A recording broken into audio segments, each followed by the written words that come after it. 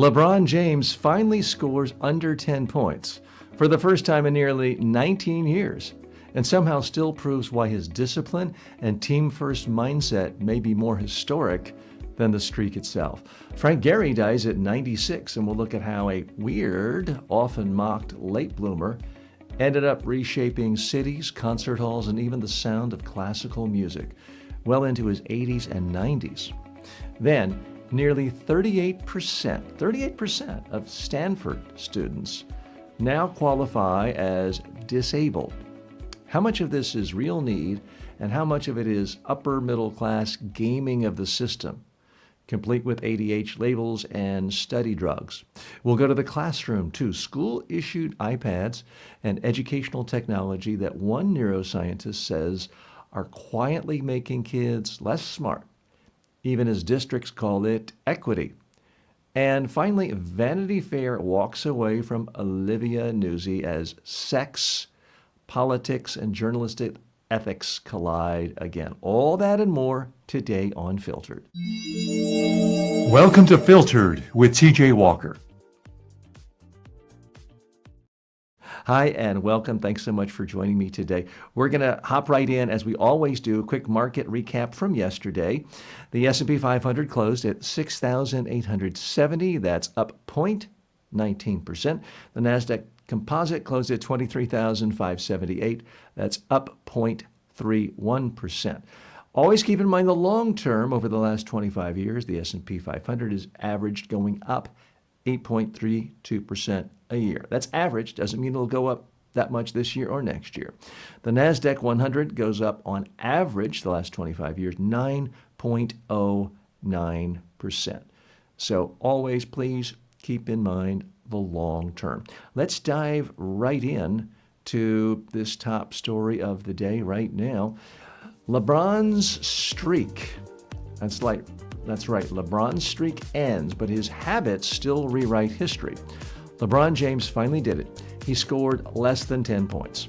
According to the Washington Post, his record streak of 1,297 straight games in double figures, dating back to January 2007, ended Thursday in Toronto. At 40 years old and coming off both sciatica and a minor foot injury, LeBron shot just 4 for 17, missed all 5 of his three-point attempts, and finished with 8 points.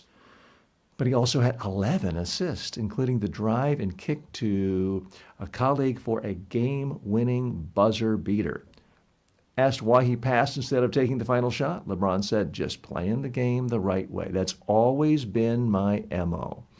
This 19-year streak shattered Michael Jordan's previous record and highlights LeBron's conditioning, discipline, and durability, all backed by years of meticulous sleep, recovery, and training habits. It's a stark contrast to one of my favorite former stars in the NBA, David Thompson, whose Hall of Fame talent was cut short by injuries and drug addiction. So what's the real message here? Yes, LeBron James is freakishly talented, may go on to be the greatest of all time. But it's not just talent. It is work habit, it's ethic, it's discipline. He gets 9 hours of sleep a night and takes naps. That's something any of us could do if we really made our health, our conditioning, the number one priority. Let's dig a little deeper here. So often we see stars on the field and they're doing amazing physical feats. And then we see them in commercials where they're often promoting some kind of junk food that really isn't healthy for us. And we don't really make the connection of what made them great. So often it's not just being a lot taller or a lot stronger or having innate physical talents. And certainly LeBron James has certain genetic gifts that make him a better basketball player, namely being about a foot taller than the average person. But that alone is not why he is great. He's also great because of his habits, his daily habits. Now, maybe he could have been lazy and been like Babe Ruth and out, drinking and partying and smoking for most of his career, but his career might have only been 7-8 years long. This guy's had an amazing, amazing career. I want to call out a few stats. Again, 1,297 straight games of scoring more than 10 points. That streak started when the Bush administration was still in power. It was that long. It started before there was an iPhone. It's that long. So that's an amazing thing. Now, it started when he was 22. He didn't start off that in his very first year. I mean, this guy was a teenager when he went into the pros. Let's not forget that. So he's now had 42,000 career points. It's the most in NBA history. So those who feel like he's the greatest of all time, he definitely has the greatest number of points. There have been those who scored more. I mean, I remember back as a kid, Wilt Chamberlain got 100 points sometimes, but Wilt Chamberlain did not have the lengthy career that LeBron James did. Now, Kareem Abdul-Jabbar did have a long career, no doubt about it. He also has 15,000 field goals, joining Kareem Abdul-Jabbar. So Kareem certainly still deserves to be in the record books there. The active double-digit streak leader now is Kevin Durant at 267 games, a long time before he catches up. LeBron is in his 23rd NBA season. Now, that's phenomenal at every level. To even have a job in one industry for 23 years is an accomplishment. I'm not sure I can say that. But to operate at a peak level where every single year there's tons and tons of new, wildly aggressive, strong, youthful, energetic people trying to take your job, and to be able to stay at the top for 23 years is absolutely amazing. What I don't think gets enough attention is he is so devoted to his health, to maintaining his body. He was smart enough to realize that all the people who love him and tell him he's great and want his endorsements and want him to do TV commercials, none of them would care about him if he didn't keep his body intact so that he could operate at such a supreme level physically on the court. And that's why he gets between 8 and 9 hours of sleep every night and takes naps. Maybe playing in the NBA isn't the same as the NFL as far as the sheer pounding to your body, but it's still extraordinarily tough on the body. It's brutal for the body, and sleep is even more important for an elite athlete like that. But if you think that it's only for athletes, you're wrong. One of the things I noticed in working with top-level CEOs, billionaires, fund managers, is they also take their sleep very seriously.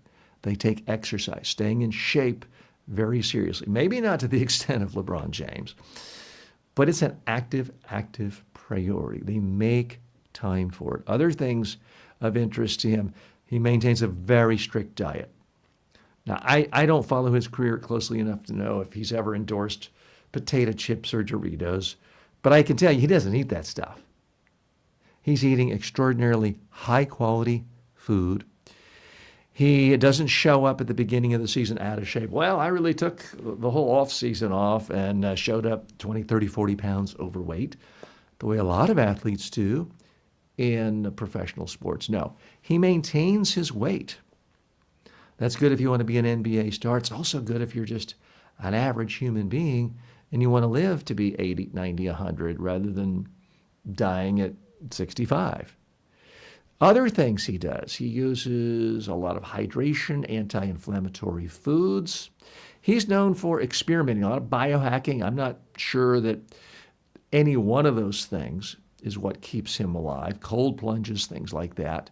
But the fact that he's actively spending time every day, doing anything and everything he can to be healthier, to rejuvenate his body after a tough game or a tough series, is one reason why he is still around at age 43. When most people, injuries get them, being just beat up, tired.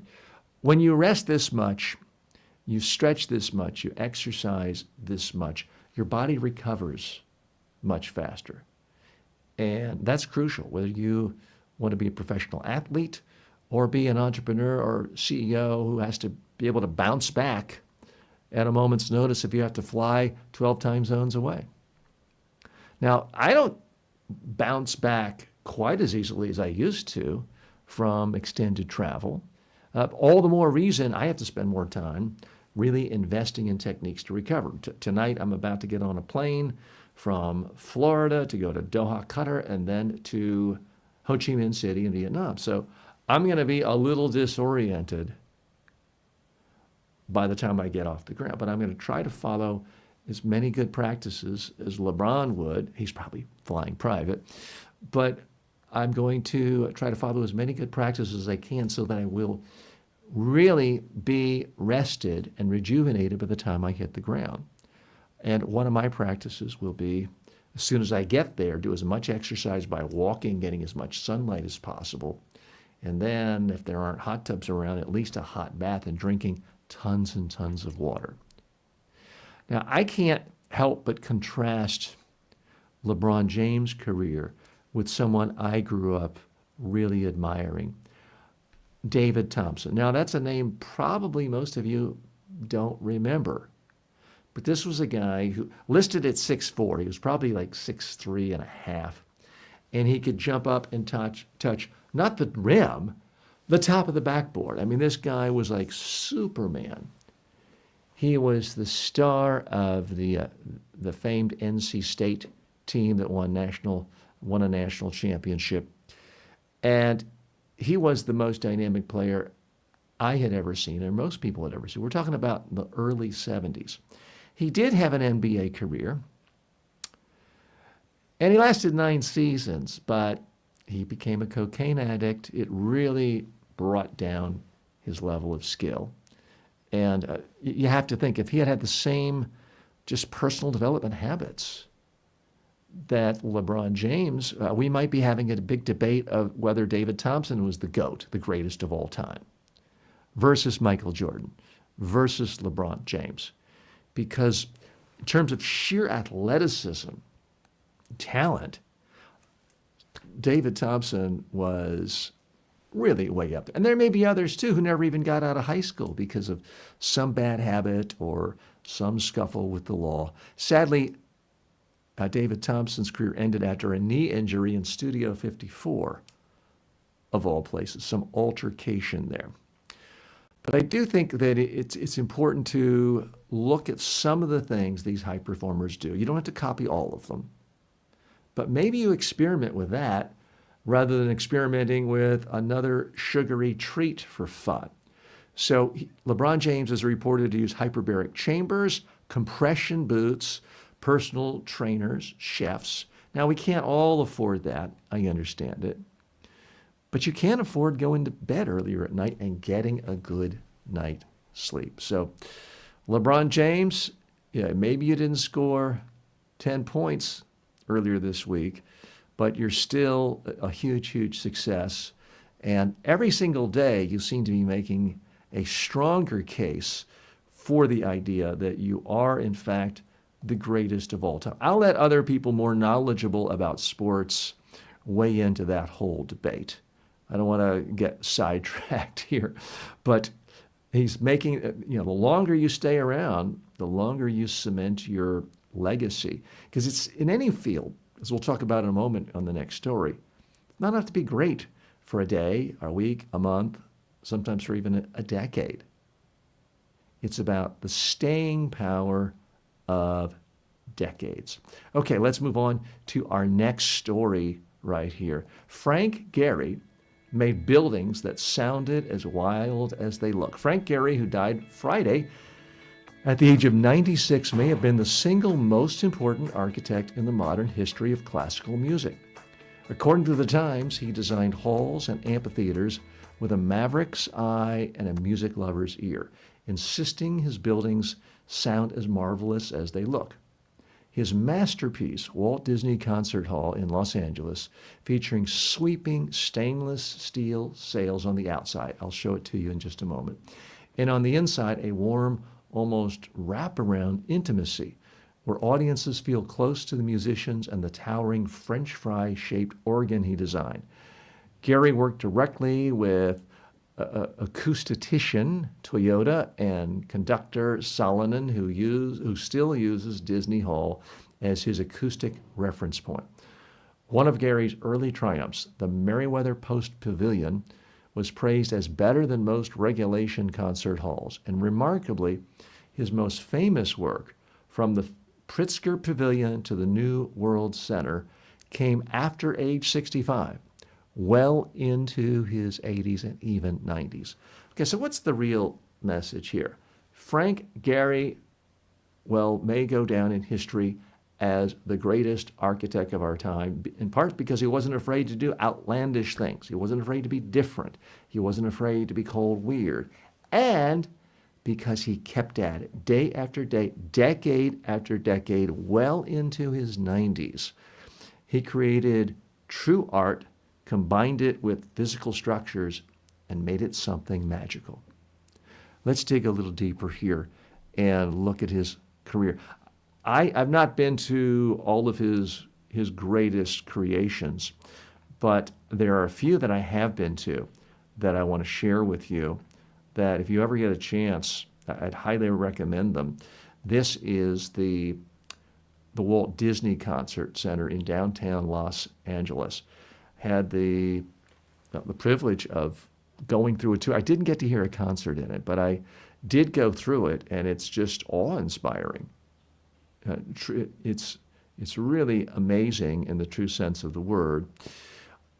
You don't feel like you're in a normal office building, that's for sure. You don't feel like you're in a regular public arena, coliseum. You're in something special. It's different. It's unique. It's weird. Some people didn't like it initially. A lot of people never liked this guy's work initially, but then it grows on them. He wasn't afraid to be different. And to me, we can't all be Frank Gehry, okay? I'm no Frank Gehry. But we can all venture to be different, to do things in a unique way. And maybe we have to do some things in a conventional way just because the client asked for that. But when we get a chance, we can say, I'm going to create something that's not a cookie cutter like everyone else. And he certainly did that. So I would highly recommend, if nothing else, taking a walking tour through this Frank Gehry Disney Concert Hall in Los Angeles, if you're ever there. The other one I've really enjoyed was the Louis Vuitton Foundation on the outskirts of Paris. And while living in Paris for a month a couple of years ago with my family, we did spend a day out here. And again, it's different. It's unique. It's these giant sail features. Yeah, you don't know what you're in, but you know you're not in a normal place. You know you're in a place that is devoted to art, artistry, beauty, creating a special feeling. So it was a perfect combination of his artistry and Louis Vuitton. So let's look at some more facts about his life that I think are interesting. He made most of his best work after the age of 65. And I want to stress this. I live here in South Florida where, let's face it, there are a lot of old people. And while I don't consider myself old, I'm constantly asked the question, hey, are you retired? Horrors. Tycho, I just posted the pictures. I hope you saw those. So I did post them. If you're listening on the podcast, apologies, you'll have to Google those. But I did post those when we talked about them. So I find Frank Gehry inspirational because he did most of his best work after the age of 65. I'm hoping to do most of my best work in life after the age of 65, and I'm not there yet. That's several years from now.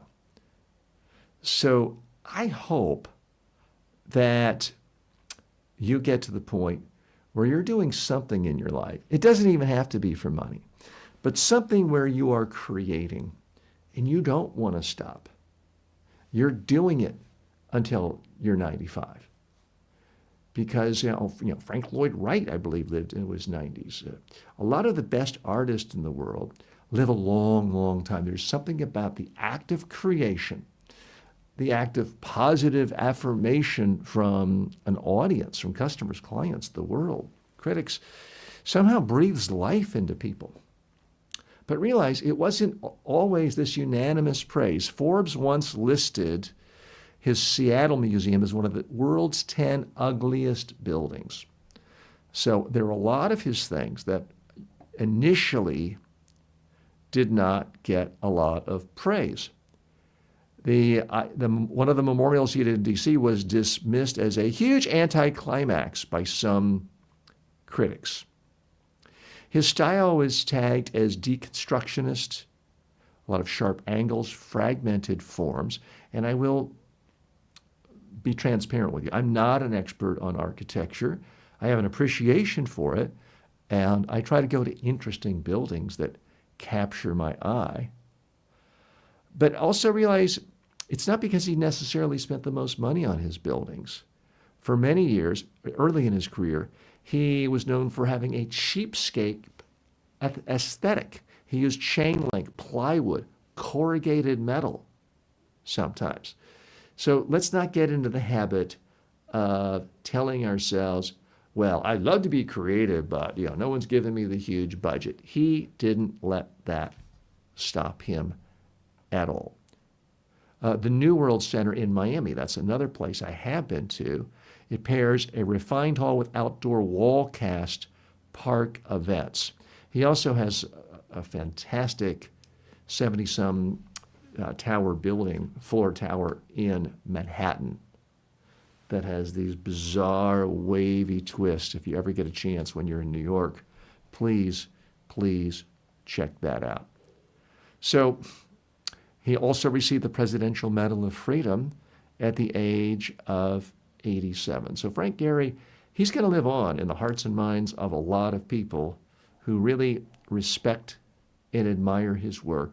And I think he's an inspiration to all of us. If you're watching this show, I know you're probably already fairly successful, but you're ambitious, you want more.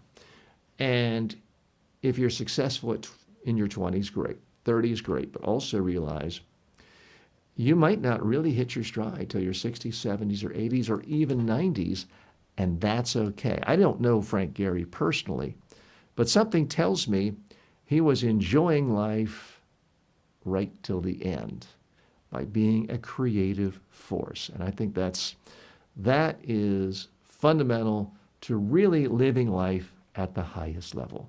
Back in a moment. We'll be right back after this break. Want more? Grab my 5-book success library for $9.95 at tjwalker.com/books. It's the fastest way to level up your communication. Imagine being the most confident person in the room, whether you're on Zoom or on stage. That's what thousands of professionals are learning to do right now through my online communication courses. At Media Training Worldwide, you can access my complete training library on demand, affordable, and actually effective. Whether you're preparing for media interviews, client presentations, or TED-style talks, I've got you covered. Check it out, MediaTrainingWorldwide.com. You'll never wing it again. Want to advertise here? You better be legit. No crypto, no junk food, no supplements. Go to tjwalker.com/advertise. Are elite colleges full of disabled students or just privilege? According to reporting in Reason magazine, which is a libertarian publication, something that I look at all ranges of information and sources and news sources, but also the Atlantic Monthly, nearly 38% of Stanford undergraduates are now registered as officially disabled. 38%.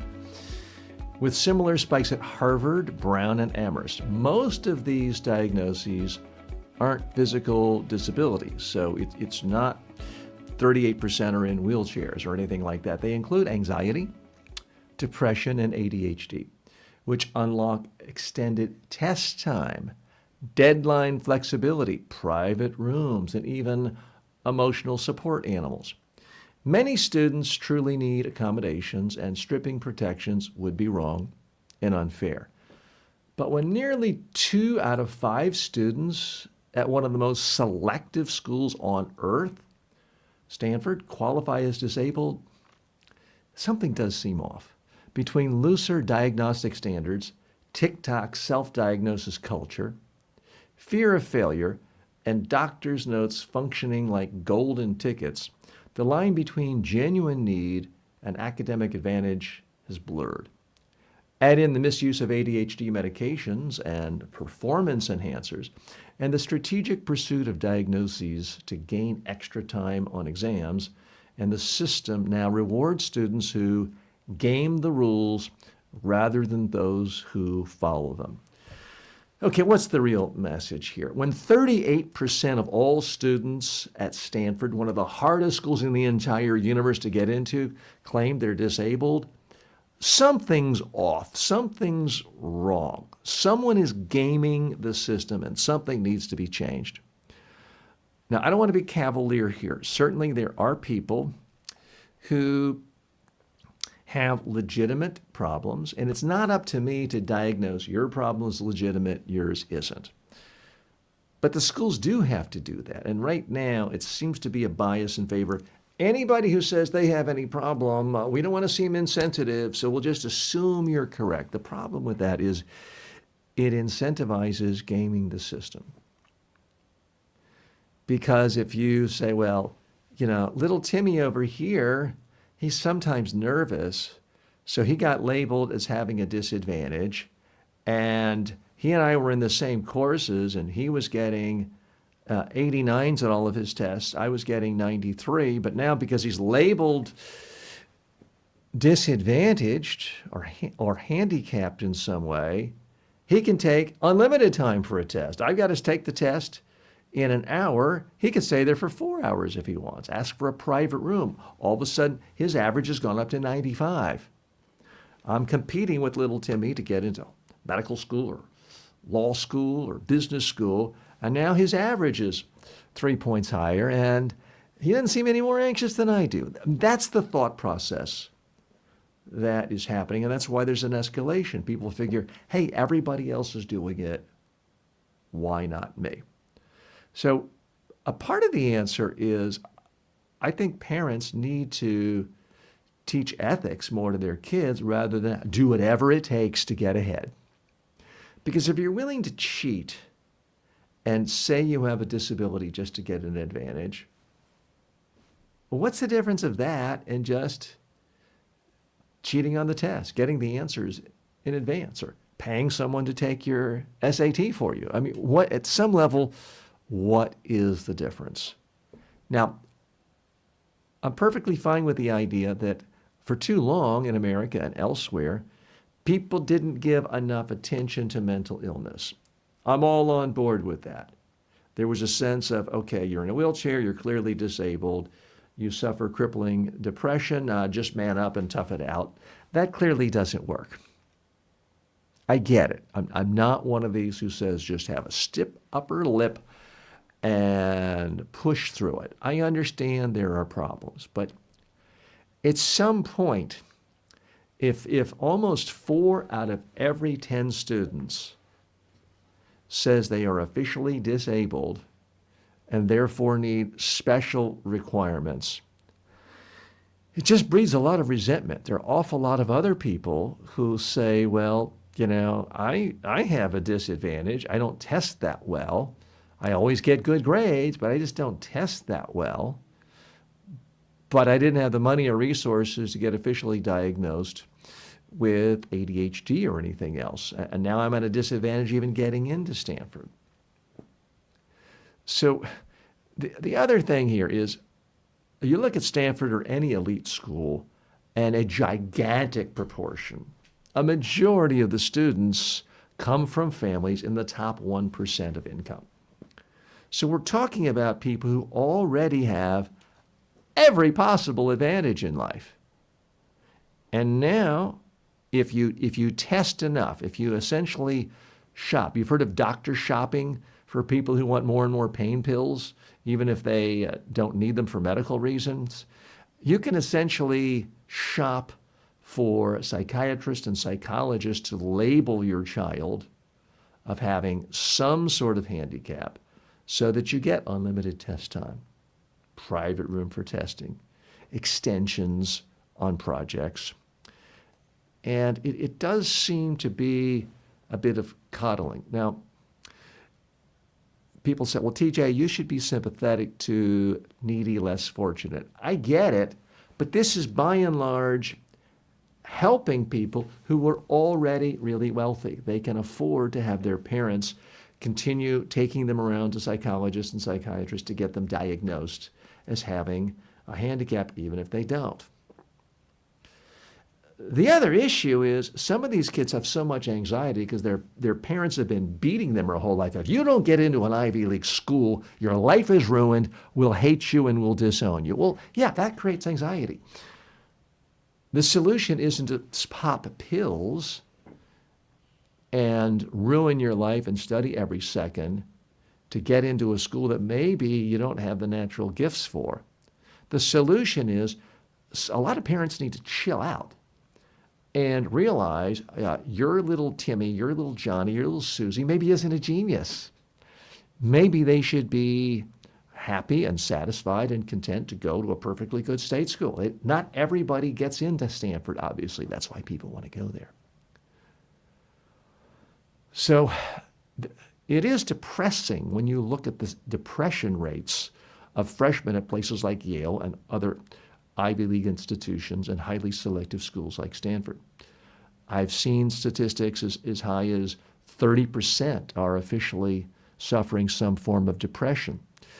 Well, maybe if you're already rich and you're feeling down, why don't you go spend a year doing community service and let some kid, a middle class, a lower middle class kid, a poor kid who's just focused on working hard, learning, maybe they didn't get a 1600 on the SAT because they didn't have SAT tutors. Why don't we let that poor kid or that lower middle class kid who got an A- in high school while working a part-time job at McDonald's, didn't have any SAT tutoring, but still got a 1200. Why don't we let that person have the slot at Stanford or Harvard or Yale? And the person with the 4.2 high school average and the 1540 who never had to work a job in high school or any summer, who had a year-long SAT private tutor, who had the psychologist diagnosis say, oh, you officially have this, so you need unlimited test time. Why don't we let that person maybe take a year break or go to a school that isn't going to increase their odds of getting rich because they're already rich? That would be one solution. What do you think? Let's hear your comments, and I'll take your comments now. Welcome, by the way. This is Filtered with TJ Walker.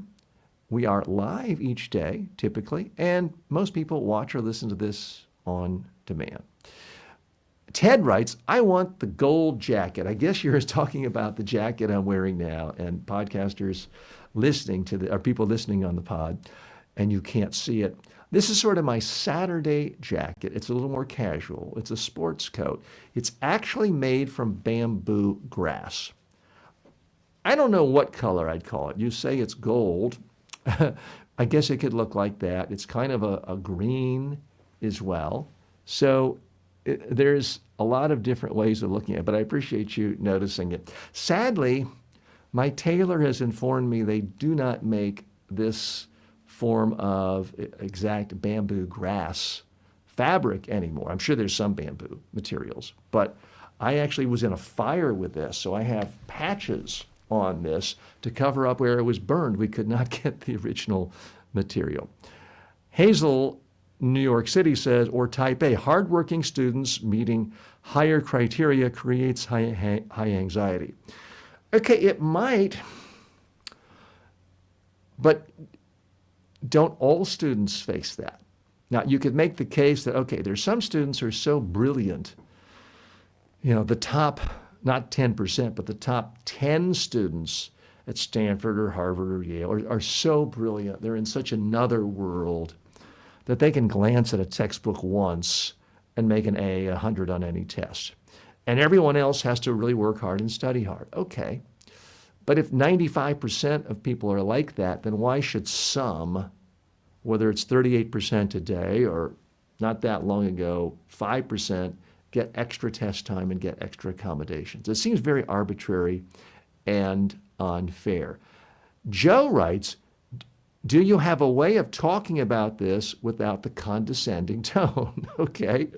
And Joe, I appreciate all feedback, even if it's not praise. So I appreciate the fact that you're being honest with me and you are detecting a condescending tone.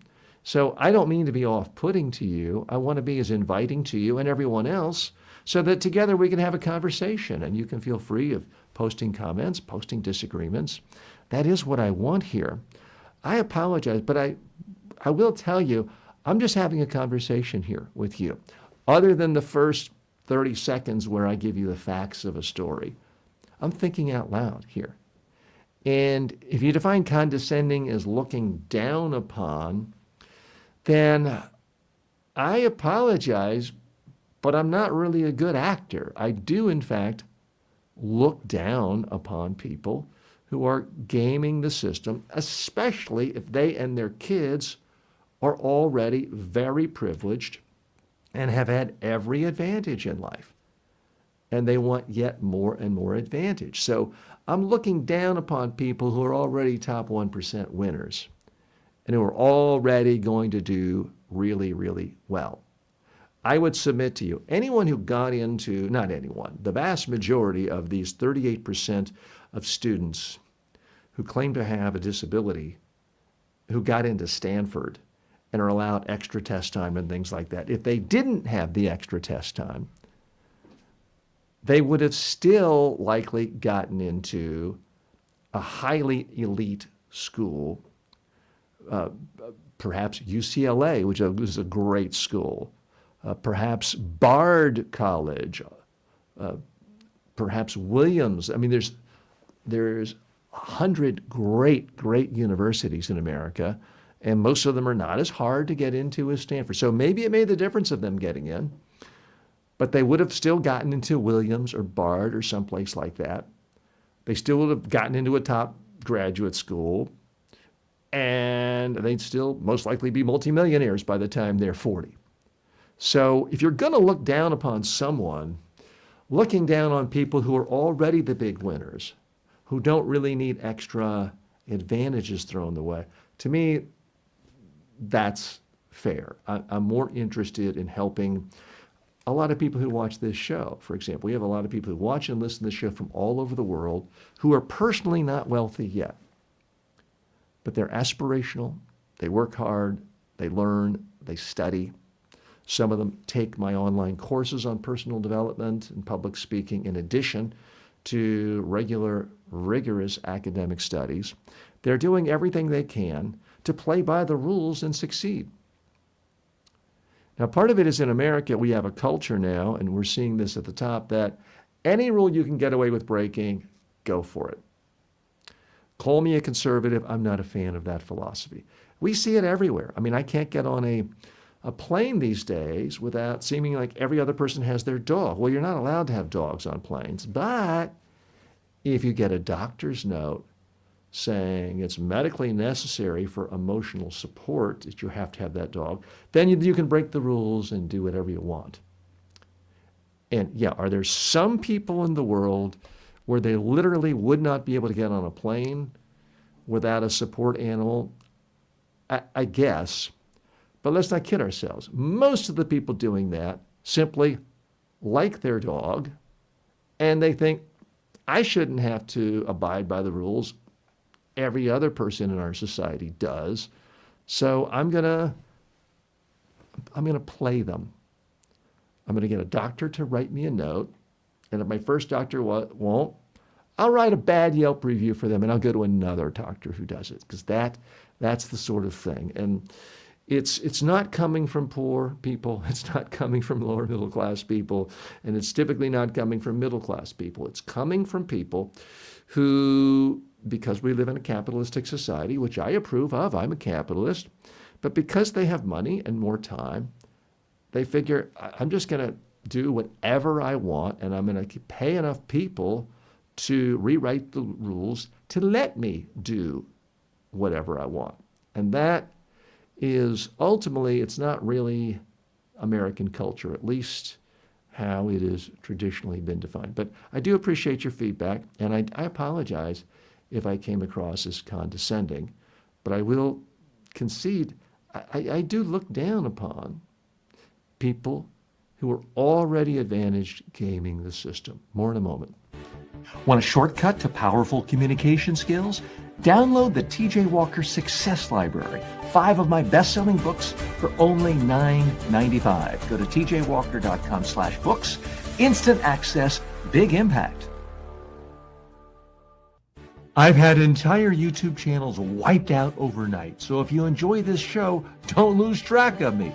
The safest way is my newsletter, substack.com/@TJWalkerSuccess. Sign up for free and you'll get exclusive commentary, live session alerts, and first access to new tools. Again, that's substack.com. Just search for TJ Walker or go to substack.com/@TJWalkerSuccess.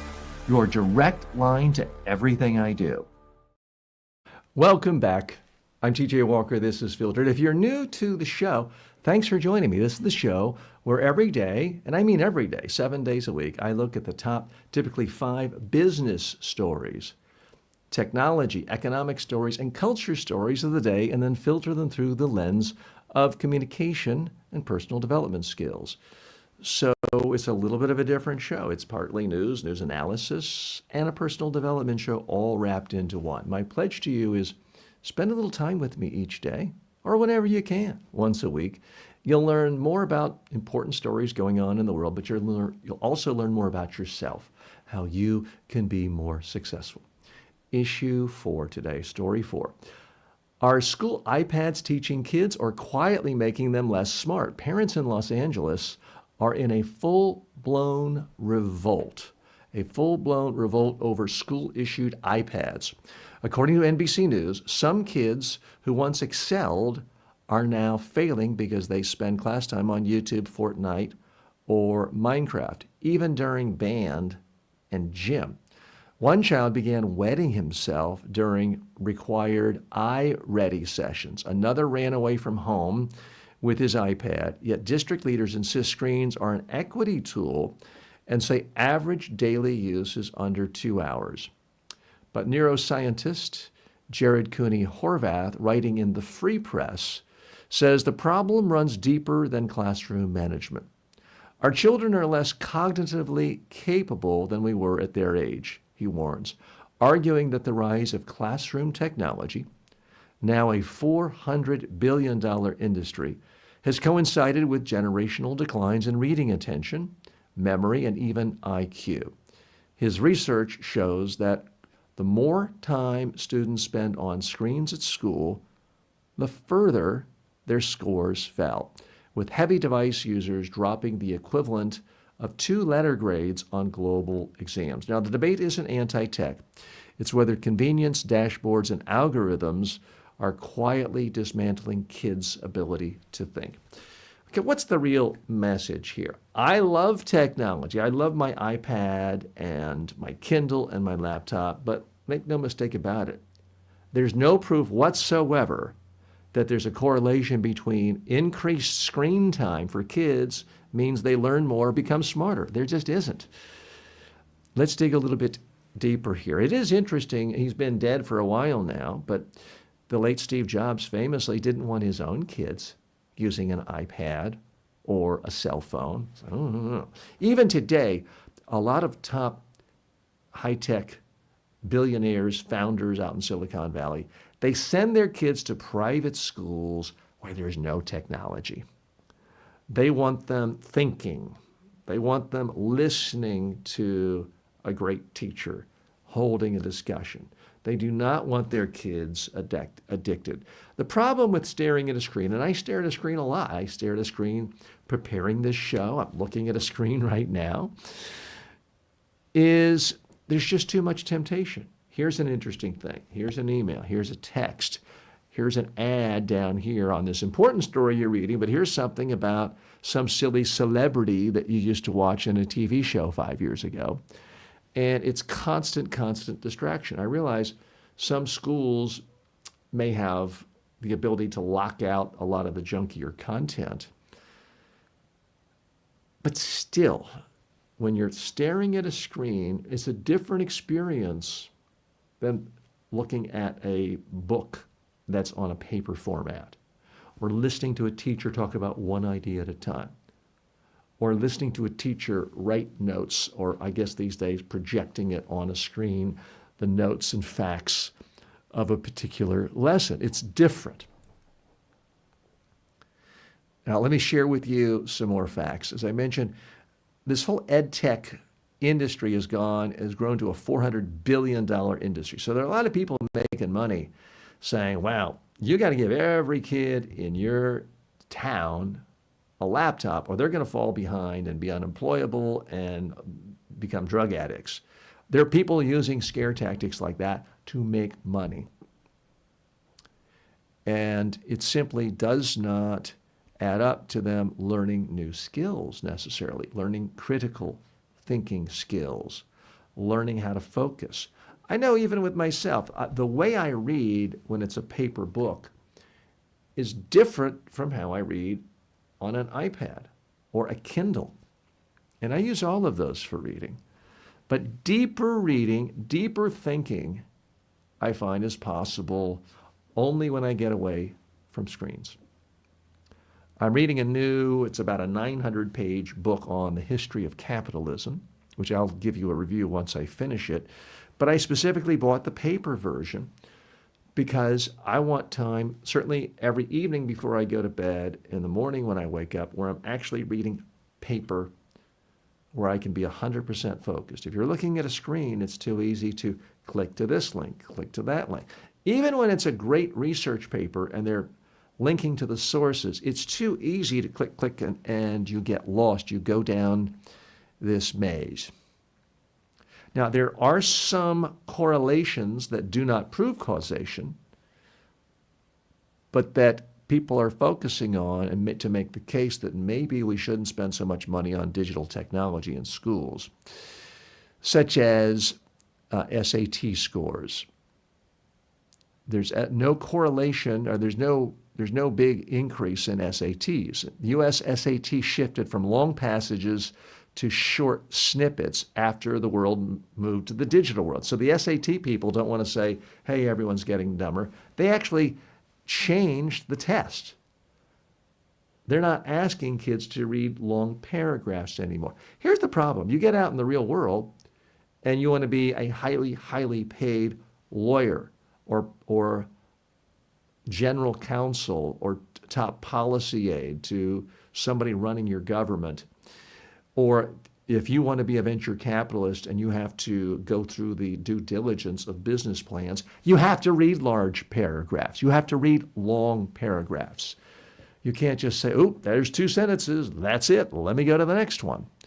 And unfortunately, that is what the SAT creators have done. They've essentially dumbed down the test because of how kids looking at screens all day long are used to shorter things. So there's an organization called Schools Beyond Screens, something parents formed. There are chapters in 20 schools. You may want to take a look at that. There's an international PISA data that shows heavy school screen users scored 65 to 67 points lower on certain standardized tests.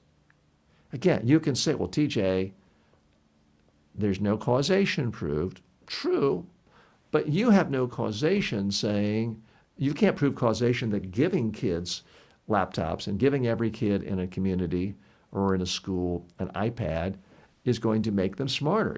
So you can throw that back both ways. I think if you're asking taxpayers and parents to bankroll hundreds of millions of dollars for technology, there should be proof that it does some positive benefit for the students. It shouldn't be, the onus shouldn't be on those who say too many screens. I don't think you have to get rid of every iPad or computer in a school. I do think that schools have to put a priority on teachers who actually teach. They can stand, talk to students, engage them in conversation, have debates and discussions, apply lessons, and make students want to read, whether it's on a computer or a paper book. I also think if you're a parent and you really want to do the best you can to make your own child successful for the future, you don't know what field it's going to be. As recently as just a few years ago, people said, oh, the surefire thing is tell your kid to study computer science. Well, a lot of those computer science grads aren't finding jobs these days because ChatGPT is making them irrelevant for introductory jobs. So I don't think there's any one simple major. The one thing I do think is helpful, teach your kid how to think. Easiest way to teach your kid how to think is to read real books, substantive books, in some cases long books, without interruption. Take their cell phones, their iPads, their computers away. Have a family reading hour in your household. That's what I try to do. And let me tell you, if you want to become really popular with your kids and make them love you and appreciate you, this won't do it. They'll hate you for it. Sorry. But in the long run, they'll learn how to think. And no matter where this wild, crazy AI world takes us, I have to think those who can actually think clearly, think critically, think creatively, are always going to have an advantage in the job market and in life. More in a moment. Hey, if you're enjoying this kind of take and want to hear more stories filtered through the lens of communication, make sure you're following the show, whether you're watching or listening. New episodes drop every single day. And if there's a little notification option where you are now, go ahead and turn it on. It helps you stay in the loop. Okay, welcome back. I'm TJ Walker. This is Filtered. Our last issue of the day, Olivia Nuzzi. I kind of don't even want to know how to pronounce her name correctly because I'm tired of hearing about this woman in the news. She was Vanity Fair's West Coast correspondent, whatever that really means, and now they've cut ties with her as well. They've cut ties after fresh revelations about her affair, in her words, with Robert F. Kennedy Jr., which supposedly was never physically consummated, but was somehow a texting affair or a phone call affair, and how she behaved during the political campaign last year. According to the Wall Street Journal, the magazine and Vanity Fair and Nuzzi say they mutually agreed in the best interest of the magazine to let her contract expire at the end of the year. That's code for we canned her you-know-what. She had just joined as the West Coast editor after leaving New York Magazine in 2024 when news of her relationship with Kennedy prompted an outside investigation. That review by the law firm Davis Wright Tremaine found no inaccuracies or evidence of bias in her work. But she has a new book out, and it's been talked about everywhere. It's called American Canto, detailing an affair with an unnamed politician and a series of scorching Substack posts by her ex-fiancé, journalist Ryan Lizza, including alleged explicit messages from Kennedy and claims she acted as a political operative, have drawn overwhelmingly negative reviews and renewed ethics questions. Okay, let me try to really spell out what's going on here. And I'm going to say some things that are, some of you may say, well, you're not supposed to say that, TJ. That's not polite, or that's not politically correct, or it's not. I'm just going to tell you what everybody's thinking who follows this issue. So there is this woman, Olivia Nuzzi, and forgive me, I don't think we have the right picture of her up. That is the picture of Robert F. Kennedy. who apparently is a pretty good writer. The people who have followed her work over the years, and I'm not one of them, have said she really writes well. She's able to really breathe interest into political profiles and political reporting. So she is a good writer. Why is she generating so many headlines? Why does she seem to fall upward from going from New York Magazine to Vanity Fair? It's because she is incredibly good looking. Okay, I said it. If you doubt me, Google her name and put in photo and you will see it. So she got a tremendous amount of attention where she claimed last year that she had an affair with Robert F. Kennedy Jr., who is married, but is known for, shall we say, a wild and full dating life throughout his many marriages, but says it was never consummated. Well, he denies it ever existed. I don't know what really happened, but I can tell you if an average or below average looking man or woman claimed to have an affair with Kamala Harris, but it was never consummated, well, that guy's delusional. This person's delusional. What are they talking about? But it gains credibility because she is, again, I don't mean to offend anyone or play into stereotypes. She is incredibly desirable looking and attractive. And she has she's only 32 years old, so she has a long history of being extraordinarily attractive to wealthy, powerful men. At age 18, she started dating Chris Olbermann, the famed ESPN, MSNBC commentator who was rich and famous at the time. He was in his early 50s. She was 18. Later on, according to her own ex-fiancé, she was the other woman who had an affair with Mark Sanford, the former South Carolina governor who had to resign because of his so-called, walks on the Appalachian. And there are credible reports that she was the woman. Now let me step back even further.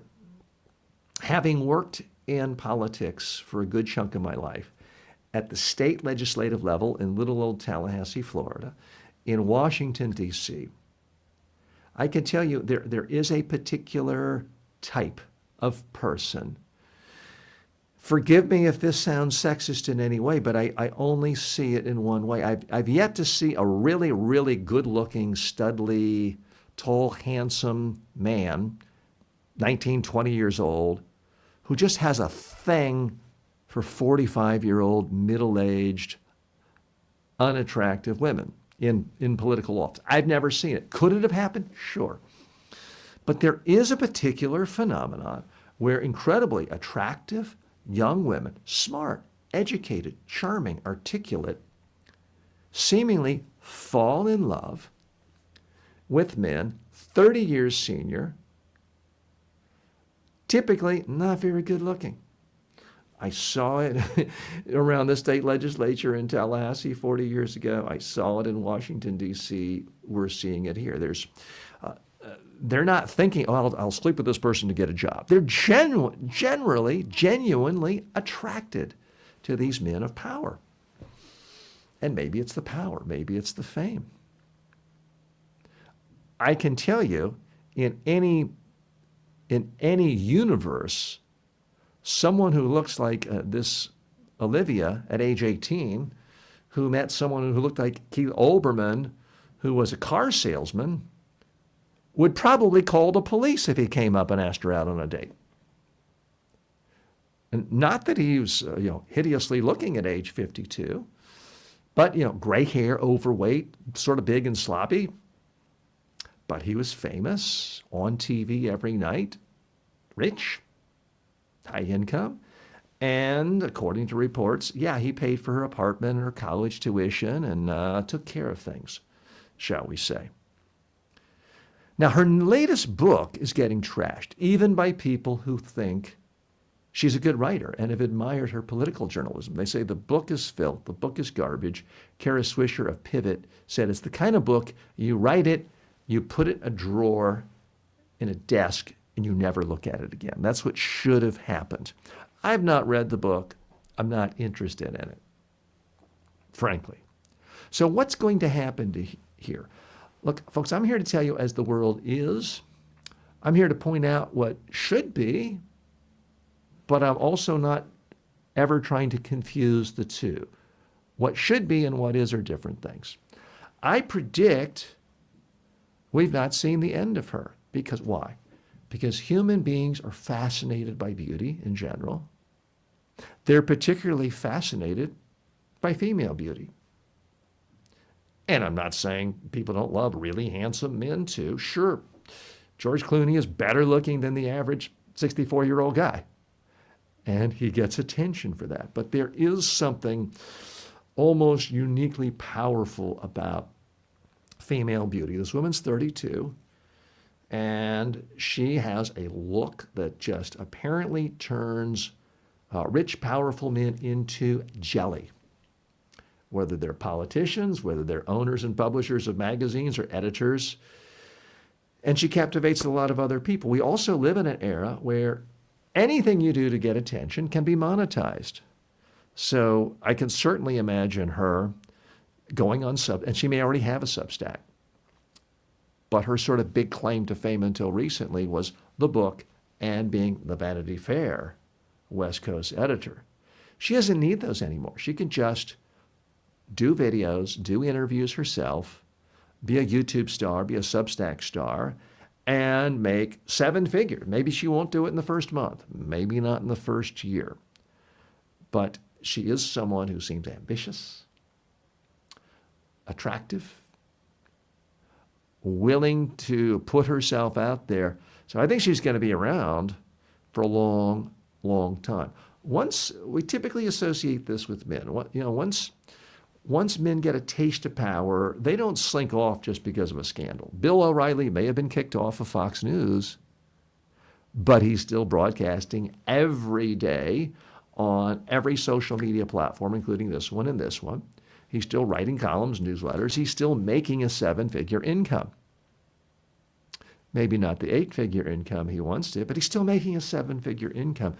I predict we're going to see her around for a long time because when you combine her looks with her writing ability, even though this last book isn't considered good, and her ability to glom on to some of the most famous, powerful people in the world, it is catnip for viewers, listeners, readers.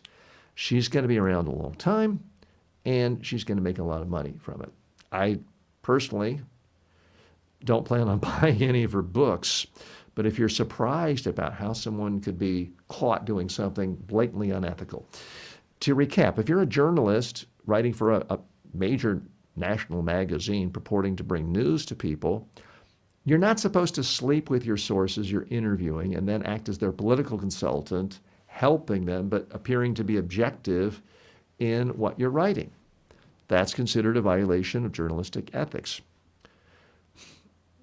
But isn't that quaint? There was also a time when you were a journalist where you weren't supposed to fawn all over Nazi lovers like Nick Fuentes, but Tucker Carlson does that. Is he punished by readers, viewers, listeners, the journalistic establishment? Well, he is the journalistic establishment. His podcast is often number one, and he's making millions of dollars just with his own media outlet. So that is the world we live in. It's up to you to use your own judgment. Who do you want to support? Who do you want to give the endorsement of your time? Because your time is valuable. Your attention is valuable. I respect it, I appreciate it, and I hope never to abuse it. We're going to close the show today, as we always do, and that is taking questions from you. Every day I end the show by asking a question or answering a question that you've asked if you're one of my students.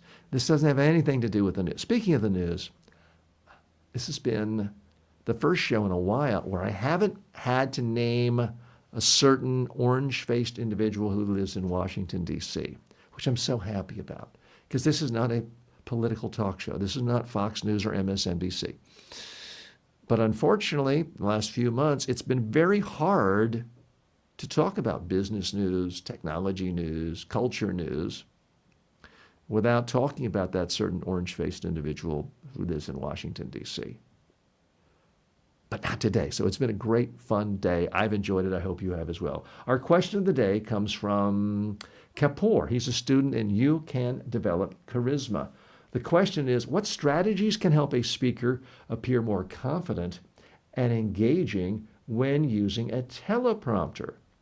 Okay, Kapoor, I'm glad you asked this because I use a teleprompter every day right here. Here's what you need to know about a teleprompter. Most people, when they use a teleprompter, even if they're really good, charismatic speakers normally, they use the teleprompter, their head freezes, their body freezes, their face freezes, and all of a sudden it's add in the misuse of ADHD medications as performance enhancers and the strategic pursuit of diagnoses to gain. They become monotone. Everything's frozen, nothing's moving but the lips. The key to coming across well with the teleprompter is you have to keep moving. You have to move your face, you have to move your hands, you have to move your body. You need variation in your voice, sometimes a little louder, sometimes a little softer, and sometimes faster, sometimes slower, and occasionally you have to pause. For example, add in the misuse of ADHD medications as performance enhancers and the strategic pursuit of diagnoses to gain extra time on exams. And, well, that's the same thing I read before when I was stiff and nervous. But because I added movement, because my voice volume went up and down and fast and slow, it makes it sound conversational. And that's the key to how you can use a teleprompter and not seem like a stiff. I'm TJ Walker. Thanks so much for joining me today. Tomorrow's show, I should note, the next 3 shows were taped in advance, recorded in advance. Tonight, I leave for Vietnam on assignment, and I am going to be on the road in Asia for the next couple of weeks. Most days, I will still be coming to you live. It'll be kind of a different time. I'll be 12, 13 hours different time zone. But we will be back to regular analysis of the top days stories, probably on Tuesday or Wednesday. And I've already recorded Sunday, Monday, Tuesday shows. But always looking for your comments, always answering your comments. Have a great weekend. Take care.